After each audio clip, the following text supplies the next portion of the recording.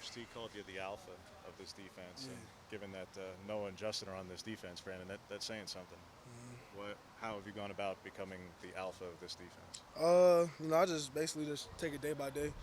Every day I just try to find the emphasis, what to work on. I see like last year, I wasn't really practicing like how I play in the games. I really was slow and I didn't like how I practiced. So this year I took it like a big step in like finding something like every day to get 1% better at, and I just take the other guys with me and I just try to lead every day. Coach was talking about how today at one point he pulled you aside about kind of hitting the speed a little bit, Yeah. and then you went to go ahead and do that. Walk me through. So walk me through that conversation today, even just today. All right, that was something you wanted to work on, or coach says, "Hey, go do this." Yeah. So like my main goal is try to hit my top speed like during practice like every day. So it's been a minute I hit my top speed. So during team period I just took some time out just to go with Coach Love and run some gas just to hit my top speed. It's my biggest goal right now this year is to play fast and be physical and just show that all year. What is your top speed these days? I can't. That's top secret, man. But nah, Shoot, Shaw's just tweeting out top speeds every day from somebody. nah. My top speed is 20.7. Yeah, yeah. So I hit 19 and a half today, so I'm good. What have you seen from Trev? And we were just talking to him, and he said he was trying to learn some pass rush stuff from you. Have you seen development there? Yeah, man. Me and Trev, we kind of similar with the pass rush. He worked the same moves, and so he always asking me like, what do I do to set up my moves? So after practice, me and him and Keon and all the other guys try to work on like the little stuff like walking through like where to put the hand placement and stuff like that. It's just taking time out of like what we're doing from practice and just getting the extra work is real big. His weight gain is crazy. Oh as a yeah, guy. it's What does that say about him? it just shows his work ethic, and he shows that he cares, and he shows that he wants to play. And I think that's what's the biggest thing about this D line is that you see that there's no drop off on this D line, and he plays a big factor in that too, coming in because he's done a great job with his weight. You see it like that man's a monster right now. Got the shoulders on top. That's crazy, man. I love it though. He's been doing good. Did you work with anybody, individual coach-wise, over the summer, Brandon? Because like KT worked with a bunch of guys. Yeah. He worked at Athletic Games, but he went to high school down there. Worked with Chuck Smith, but he only had a couple of days. Yeah. Are there guys who you work with when you were away from here? Yeah, so in the summer, I went down to Atlanta. I worked with Chuck Smith too, and I was out there for like good 4 or 5 days. And after that, I went to LA. I worked with my boy Eddie. He's a big trainer. He works with some LA Rams guys and some Charger guys. So I was just trying to get some professional work. Try to take my game to the next level. Because my goal is to make it to the league, and I want to be a dominator in the league. So I'm just trying to get the little details. Eddie, who in LA? Eddie, I can't pronounce his last name because it's like some crazy jump, but it's like Eddie McGraw. I can't say it. Did any of those coaches compare you at all, or like say like your game is most resembles a certain player in the NFL?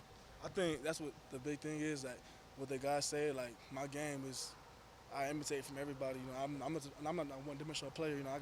I could do a whole lot. I could go from the zero. I could rush from the 0 tech, the 3 tech, and the 5 tech. And I can stop the run from anywhere. So I just try to be consistent in all of those factors, not just be one-dimensional. What does VGHH mean to you then? VGHA. V. If you went to Chuck Smith, you don't know VGHH? I mean, Vision, get off hands. Nah, we didn't go. Man, I already got that. That's in me. his deal. But you gotta understand though, like I've been pass rushing for a long time. Yeah. That's just me though. I already know I got vision. I can get off the ball. So So yeah. do you live Obviously, players are competitive with each other. Are your coaches competitive? Tosh and Kenny, do they jaw at each other at all during practice? What's that atmosphere like? I think that's the biggest change, to be honest, with this coaching staff. These coaches just go at it. And I think we pick up off that juice too. And so when they going at it, offense and defensive lines going at it, but receivers and DBs are yapping at each other. But it's all competition. We all trying to get each other better. Iron sharpens iron. So I love it.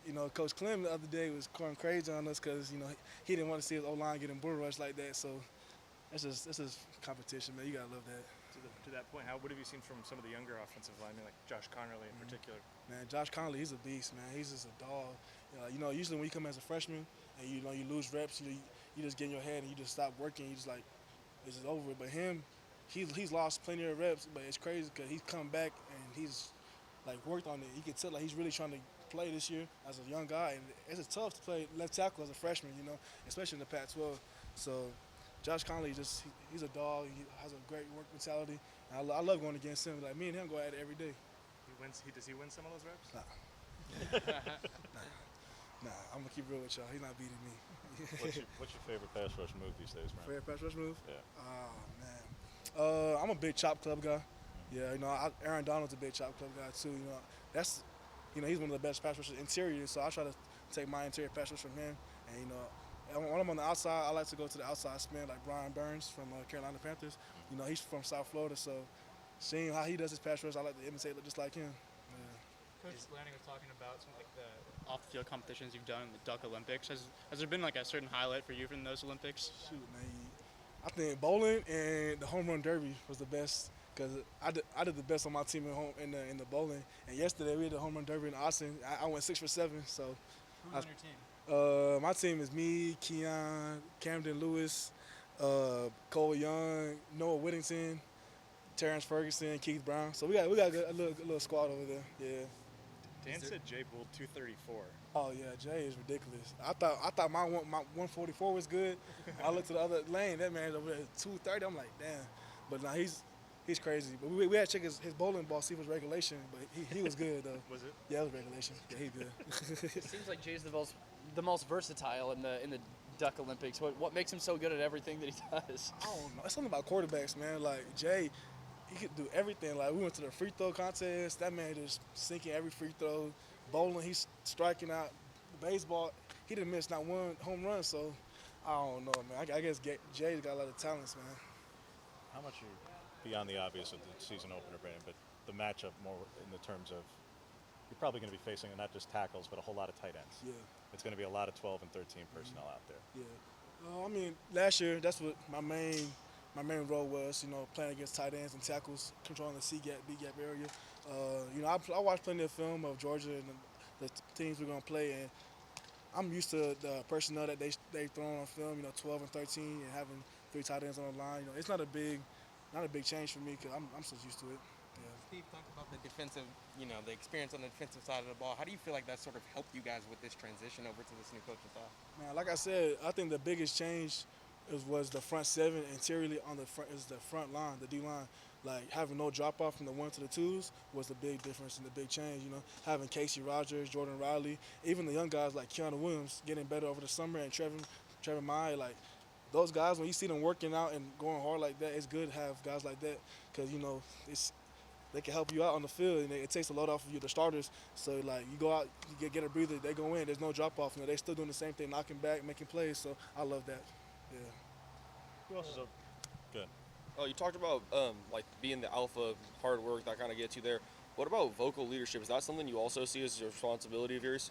Yeah, that's been, I think, the biggest challenge from the coaches coming in was they want to see what type of leader I am. And before coming to college, I was a real low-key guy, chill guy. I don't like to talk, but like I love the game of football, and I love to see players get better. So when guys are following me and seeing like trying to do the same thing I'm doing, I see that I have a big impact on them. So I don't mind leading them and trying to call them after practice, say, "Leader, get some extra work in." So being a vocal leader has been a big challenge for me because I'm not a big talker, but I love the challenge though. Is that new for you this year, or were you doing that before?